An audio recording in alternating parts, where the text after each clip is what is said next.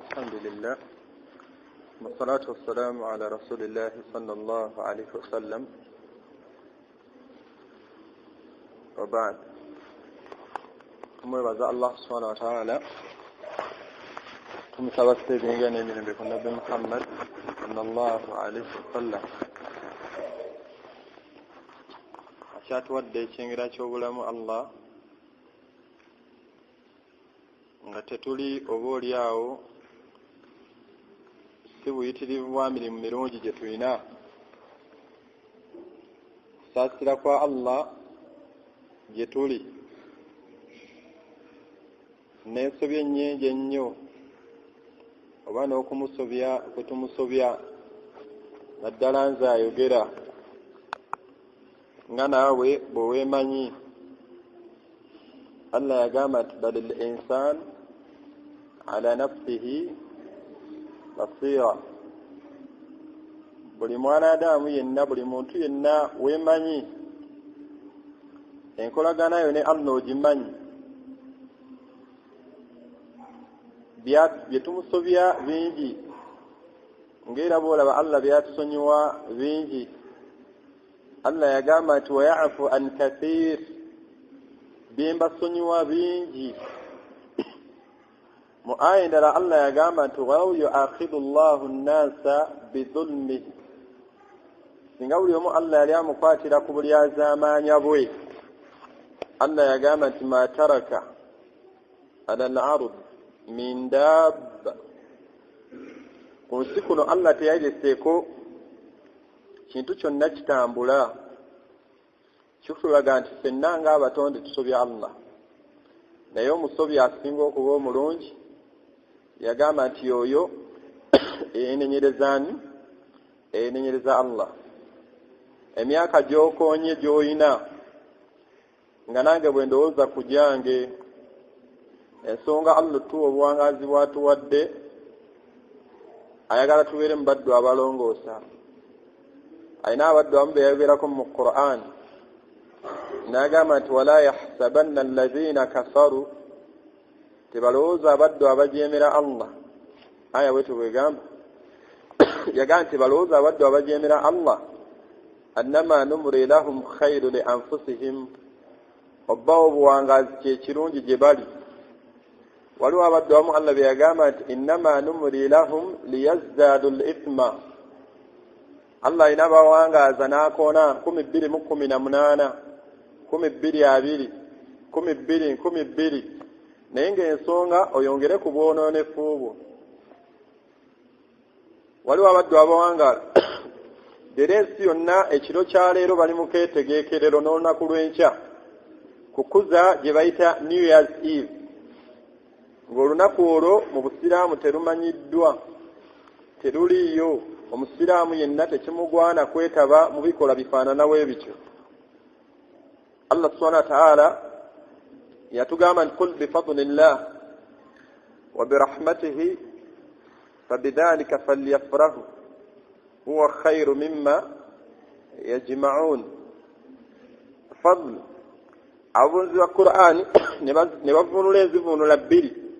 Oluvunulo omu yavunula n'agamba nti fadl yali mu aya eyo yali Qur'ani, ate wa birahmatihi, n'okusaasira kwa Allah.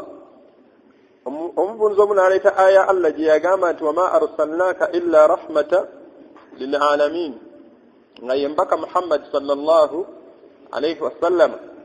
Olw'ensonga ezo ebbiri, obulungamu obwo bw'emirundi ebiri, Allah yatugamba nti fabidhalika falyafrahu, aleeta essanyu ly'omukkiriza olw'obulungamu bw'afunye, asanyuke. Ekisinga byonna byakuŋŋaanya. Abaddu baaguze dda ebiriroliro oba eziyitibwa fireworks, baaguze dda omwenge gwabwe, abalala bayokyezza dda emiti, embizzi yaabwe, bagenda kunywa. Abalala we twogera bayingidde dda amazzi, bali eyo bajooga Mungu, naye nga Mungu alina obusobozi obusitula amazzi n'agababikka. Ate ekyewuunyisa Allah alina bagenda okuttirayo ng'oli ajaguza kuyingira mu ako naye ng'ajaguza kufa kwe. Abaddu abakkiriza buli ebbanga lirigenda litambula omwezi ne guyitawo, wiiki n'eyitawo, omusiraamu yenna alina obwongo obulamu olina kwongera kulongoosa mu maaso ga Allah. Allah yagamba nti wama nuammirukum nunakisukum fil khalq, buli we mbawangaaza nti ngenda nkendeeza ku bubumbwa bwammwe. Yali alina amannyo mu kamwa gawera kati tegakyawera, gyali myaka ejjajja giyitawo. Gwe bagayi jjajjawo bamuzaala n'envi, wayitawo myaka dawiruha baina nnas. Allah ajja atambuza bwati ebiseera, ate alina kirevu kati kwekiri. Engoye ze wali oyamba tezikyakutuuka myaka gino, naye bw'otyo bw'ogenda otambula ngeno bw'osemberera okufaako. Abaddu bangi baasanyukira 2017 naye tebaatuuka mu January, naye nga yasanyuka ku New Year's Eve, naye nga Allah yateeseteese okufaako agenda kufa nga 2 January 2017, naye yasanyuka olusooka. Omukkiriza yenna alina obwongo obulamu, buli ebbanga lwe liyitawo weekolako assessment mu maaso ga Allah. Omwaka guweddeko nina ejjuzu mmeka? Abakyala oba abawala, gwe omwaka guweddeko ng'olina ejjuzu mmeka? Otunule ne biology gw'osomye, simanya Romeo and Juliet, things fall apart, bana bakola literature, n'asoma obutabo nga 4, naye ng'obutabo 4 bw'asomye bagenda mubuuzaamu at the end of the year oba end of UNEB, bagenda mubuuzaamu ebibuuzo 4 mu butabo 20 bw'asomye, naye nga tamanyi kusoma jjuzu amma. khasira ad-dunya wal akhirah dhalika huwa al-khusran al-mubin. Tuya abavubuka bangi omusanga ajaguza kumalako omwaka, naye nga omubuuza mpolampola nsomeramu attahiyat. Gwe funayo mukwano gwo bonna abaliwa, bwe tuva mu muzikiti gwe mugaye nsomeramu mu tahiyat, nja kulaba embaga. Tahiyat omukkiriza yenna buli ebbanga lwe litambula weekoleko assessment, olongoosezza kigere ki mu maaso ga Allah. Allah amale kulaga ku bakyala abadde balowooza nti balungi, kabbuli be ziridde, abali abakyala abalowooza nti beeru, naye envunyu tezigaana kulya beeru. Nga ku migumba tekukyaliko nnyama. Allah akulage ku bavubuka abaali bambala ze bayita damage, si omuzita abavubuka. Nabaddeko mu tawuni awo ng'omuvubuka alina edduuka lye bamulagiridde mbu batunda engoye baziyita raaga. Nze mbujo manyi raaga byera bisiimuula. Nembu engoye baziyita raaga, nga bazisazeesaze ebituli. Wano waliwo ebituli zimanyiddwa ngoye z'abalalu, era abavubuka ze bambala. Balina engoye ze bayita damage. Omuvubuka alimu amagezi oyinza okwambala damage, mpozi nga n'obwongo buli damage. N'obwongo buyinza okuba nga nabwo bu damage. Oyinza okwambala damage. Omuvubuka n'agula jjiini oba empale nga nnamu, n'agitulako n'agisunsula, n'agiyuza wano ku maviivi, n'ayuza wano ku bisambi, n'ayuza wano ku kabina, n'ayuza eno ku ntumbwe. Abalimu amagezi oyo, naye asanyuka kumalako mwaka, naye nga tamanyi bafuna wuudo, naye ng'agenda kufiira mu mwaka guno ogutandise. Ate ekyewuunyisa lwakuba nti obwongo bwaffe bwakyusibwa ne babuza ku ntegeera ya Girigooli, obwaffe bwa hijiriya. Kalenda y'Obusiraamu, mwaka gw'Obusiraamu gwaggwako dda. Nabagamba muzadde omu yambuuzizza nti kati munnaye, kati imaamu munnange nze nninayo abaana bange, nali nabamanyiiza batwala okulaba ebiriroliro ku Speak Resort, kati abaana bajja kunnyiigira nkole ntya? Ye alaba abaana bo munyiigira ne Allah munyiigira, wakiri Allah amunyiigira naye ng'abaana tebamunyiigidde. Abatwale bakube ebiriroliro. Abange okusanyuka oba okumalako omwaka kitegeeza kusemberaako kufaako. Kitegeeza kusemberaako kukola ki? Okufaako. Allah subhanahu wa ta'ala buli watuwangaaza agenda akendeeza obuwangaazi bwaffe. Sunna ezimu twaziyingiza mu Busiraamu nga si zaffe, nga bw'olaba birthday si yaffe, nga bw'olaba simanya New Year's Eve bakuza olusooka, olwo si lwaffe terumanyiddwa. Singa lwali lwetaaga okukuza omubaka Muhammad sallallahu alaihi wasallam, naligambe ba Abu Huraira nti bannaye mujje leero tulinayo okukuza olusooka Abubakari oliwa n'abakuŋŋaanyaawo n'abakyala be abakyala ab'ebitiibwa naye tebyalabwako omubaka yeeraliikiriranga buli bbanga eriyitawo kiki kyenyanjula mu maaso ga Allah. Abu Huraira nga mmaliriza uliriza Abu Huraira bamusanga akaaba amaziga naye ng'ekirevu kya Abu Huraira kitobye nga takiiridde mazzi wabula maki maziga. Omusajja n'amugamba nti wange Abu Huraira mayo bukik kyekikaabya naye ng'akaaba ye musajja aksaru sahaba riwaya eyasinga okwogera hadith. Oba gweza Abu Huraira olinayo mmeka? Seka goloba eza Abu Huraira namala batugamba imaamu n'amala atukolera ettima seeka n'atukolera ettima n'agamba nti okuva mu muzikiti wano buli omwanyinyo ambulira hadiisi eza Abu Huraira 5 tuyinza okuvundira mu muzikiti.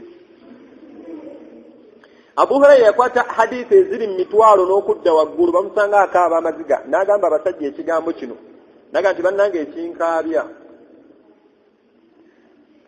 qillatu zaad entanda gye nnina ntono simanyi ngenda kusinkagana atya Allah n'entanda bweti ne hadithi olukukuli wa hadithi luyali ayina ng'agamba entanda ntono. Leero omusiraamu omusanga asanyuka kumalako mwaka naye nga tamanyi bba obwefaanana naye ng'alina PhD gwe tolowooza ku certificate ya P7 gy'olina PhD naye nga tamanyi kufuna wudu profesa naye nga ssaawa yonna bamussa mu kabbuli ne bamukomekereza n'ekigambo ekigamba nti bisimillahi wa ala milat rasulullah. Ono gwe tuziika tumuziikidde ku nkola ya nabbi afaanana bw'atyo. Osanga omukyala bano abakola mu banka simanya teera wanu awo obukazi obeera ku kompyuta gwe mubuuze mpolampola nti hajati wama bano abakyanga bavudde mu haid mubuuzanga mpolampola oba olinayo senga awo gwe mubuuze nti wama senga bano abakyanga bavudde mu haid ebyo tabimanyi naye asanyuka New Year's Eve. Bannaye obuwangazi bwe tulina kulongoosa Allah alina baatutte nga baana bato nga tebatuuse emyaka gy'olina. Allah yagamba nti waminkum man yuraddu ila ardhil umri likayla alina bawangaaza n'abakaddiya nga tebakyategeera. Hadiisi gy'ensembyayo Abu Huraira radiyallahu anhu agamba nti omubaka Muhammad sallallahu alaihi wasallama agamba nti omubaka Muhammadi sallallahu alaihi wasallama yagamba la yazalu tegulekera oba talekera oba tegulekerayo qulubul ibad omutima gw'omuddu tegulekerayo kubeera nga gubeera shaban fi ithnatayn. Omutima gw'omuddu tegulekera okubeera nga muvubuka okujjako nga gwagala ebintu bino bibiri gusigala muvubuka ku nsonga zino bbiri. Mu riwaya endala yagamba yazita sakharatayn ebitamiizi ebibiri naye kimu ku byo Abu Huraira yagamba nti omuddu akula nnyo buli wawangaala ati aba ayagala nnyo ekisookera ddala hubbu dduniya ayagala nnyo edduniya. Omutima gw'omuntu gusigala muvubuka ku nsonga zinezi omuntu ayagala nnyo edduniya. Osanga omusajja muzeeyo omuto gonna mweru n'agula ddaayi n'agenda ng'adaayinga ati enviiri abaana baleme mutegeera nti muzeeyo naye nga feesi ogitunula butunuzi bwoti nolaba nti ono akoonye ekinaano ono jajja ali mu 10 n'omugongo gwennyini gwe tayinza gusiga ddaayi gwegolole abonyaabonya nvi hubbu dduniya. Nabbi n'agala n'ekyokubiri nti watuulu omuddu ayagala nnyo ekyokubiri watuulu amal omuddu ayagala nnyo obuwangaazi obuwanvu. Abantu bola basanyuka okumalako omwaka alina kyayagala okukakasa omutima gwe nti akyawangaala mwaka gwe kenkusanyukidde tontwala. Era ogenda okulaba abaddu abamu balina entegeera ate nga yakishiri kutugyewale ng'ekyo olusooka agamba nti kandya ennyama. Omanye olusooka luno bw'olya ennyama omwaka ogumalako olya ennyama n'asooka alya ebijanjalo omwaka ennaku eziddako tayinza nakitegeera. Abo balina entegeera nti omwaka guno kanguyingire nga ndi mu nnyumba yange empya yalowooza omwaka guno gwe gugenda omumuwa emikisa bingi ebiri awo abalala omwaka guno simanya kankole bwenti olusooka nina okubeera bwenti ebifaanana bwe bityo n'ebirala bingi okweraguza okubeerawo mu kutandika kw'omwaka mu mwaka guno kangutandike nga ndidde bulungi simanya bwe gunaggwako omwaka guno gutandika nga nina ssente bingi nnyo omuntu byaloota naye nga si bituufu abooluganda abakkiriza buli omu beera nga weebalamu twagamba nti yali Umar ibn Khattab mu taarikh ow'abasajja abalongoofu emu ku bawandiisi by'ebyafaayo omusajja yawandika ekitabo kya taarikh al-khurafa ebyafaayo by'abasika bannabbi naye yawandika ku Umar ibn Khattab n'agamba nti Umar yalina eddiba omanyi lye bayita eddiba ly'eŋŋamiya naye nga oli wamala salaati al-ishaa'i agenda neyeebalamu nasadde tahajjudi n'atiikinga nasomya adhikaari z'okumakya nga naye bw'otiikinga nasadde subuhi kaburiya eno nagisadde eya subuhi awutiikingawo Umaru n'atuuka ku swala subuhi mu jamaa n'atiikinga nasomye Qur'aani yange etandika olunaku nasomye edduwa nga nyambala nasomye edduwa nga nve ewaka nasomye edduwa nga neebagadde oba mmwe mwasoma edduwa nga musoma edduwa nga mulinnya ebidduka nasomye edduwa nga nyingira mu katale nalagiriddeyo ku mpisa ennungi n'enziiza emize emibi kati n'agenda ku swala ya zuhuri nasadde kaburiya ne baadiya nesala ne zuhuri mu jama awo natiikinga ate eri tulina bye tubuuse edduwa ng'oyingira omuzikiti eyo yagisomye yasadde tahiyatul masjidi awo natiikingawo bwe yabadde afuluma baadiya n'agimala n'asoma edduwa ng'afuluma omuzikiti n'afuluma n'agenda n'akomawo ku asiri bayazinye waali nenziramu ebigambo by'omwazinyi n'ensoma edduwa y'okumala okwasi awo wonna ng'agenda atiikinga ati oyinza okwekanga byonna nga wenna akabyogera nga nze nawe tetulinaako neeki nakimu naye twagala jjana yani jjana ya Allah jjana ya Allah nabwe kityo omwaka ogwaffe ogw'obusiraamu gwaggwako era abasanyuka bali mu katemba waabwe okwo okusanyukako basanyuka si kwaffe omukkiriza okusanyukaako weekolako assessment abazanyi bamaaniyo omanyi bangi aya mmeka z'omanyi mu Qur'an sekasula abazanyi bamaaniyo tulina bangi batuli mu mitwe bali abawala abakyala abazanyi ba firimu simanya sopusi simanya ani bakuli mu mitwe bakyala bannabbi be baani awo genda okulaba nga buli omu atangaala ati tabamanyi bakyala bannabbi tabamanyi naye amanyi abazanyi ba komedi omuvubuka afaanana bwati omusanga omuvubuka tamanyi manya nabuuza omuvubuka omu ng'ali ku yunivasite asoma civil engineering oba gwe wasoma ki ng'asoma civil engineering ne mugamba mpaayo amanya g'abasahaba 14 asooka ye aba amanyiddwa Abubakari n'angamba Umaru Rashidi oba te Rashidi yaani ye yayogera amannya g'abasiraamu amenyo lwolwo mannya g'abasahaba Yusufu Ibrahim Nuhu Isa alesiga abannabbi ne mugamba munnaye ag'abasahaba ge ŋŋamba nangamba ngajjukidde Isaaqa Yaqub amanya g'abasahaba tagamanyi naye emyaka alinga agenda mu myaka 4 civil engineering civil engineering omanyi ebitabo byasomye okutuuka awo gwokyeyagala na certificate ya senior 6 olidde teri recognize kasi ofuluma Uganda weyagala ne diguli eki civil engineering ate ng'asoma masters kati awa P7 ate yeetayogererako ddala itegedde oba omusuubuzi ataasoma P7 nabo kityo bannaawe abaddu bangi bategesa emyenge gyabwe omukkiriza wenna nkukubiriza bw'omala esswala ya ishaa'i soma edduwa zo zikirizo osabe Allah akutere barakati mu buwangazi obusigaddeyo ogende weebake abadde ogenda basanga atudde kabalaza atunudde alaba ebiroliro bwawogana